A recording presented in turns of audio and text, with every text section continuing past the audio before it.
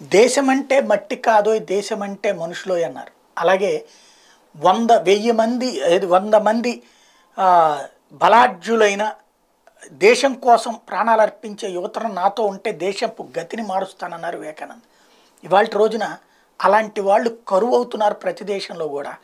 విచ్చలవిడితనాన్ని ఆస్వాదిస్తూ దేశం పట్ల ప్రేమ అభిమానాల కంటే కూడా పబ్బులలో క్లబ్బులలో మానవతా విలువలు లేకపోతే కనుక సాంస్కృతిక విలువల్ని భంగపరుస్తూ విచ్చలవిడి జీవనం కోసం మాత్రం స్వేచ్ఛ కావాలి తప్పించి హక్కుల కోసం దేశ రక్షణ కోసం మాత్రం స్వేచ్ఛ కావాలని కోరుకుని మూర్ఖులు పెరుగుతున్నారు.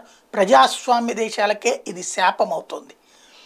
అక్కడ ప్రజల ఆలోచన ఏంటో మనకు తెలియదు. కానీ ప్రజాస్వామ్య దేశాల్లో అందిన స్వేచ్ఛని మిస్యూజ్ చేసుకుంటూ దేశ భద్రత కోసం దేశం అంటే నా ఫస్ట్ ప్రయారిటీ అని కాకుండా ఏదో ఒక సోషల్ మీడియా ఇన్ఫ్లుయెన్స్ గురవుతున్నారనడానికి సాక్ష్యం తాజాగా అమెరికన్స్ ఇజ్రాయెల్ హమాస్ వార్ గురించి అక్కడ ఉన్న యువతరాన్ని ప్రశ్నిస్తే 51% మంది ఇజ్రాయెల్ అనే దేశాన్ని తీసేస్తే సమస్య పరిష్కారం అయిపోతుందన్నారట.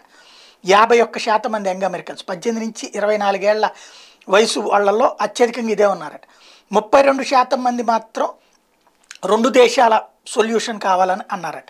అంటే దీన్ని బట్టి అమెరికన్ యువతరంలో భవిష్యత్ ఆలోచనలు పోయినాయి, తాత్కాలిక దుర్మార్గమైన ఆలోచనలు చేస్తున్నారనడానికి సాక్ష్యమైంది.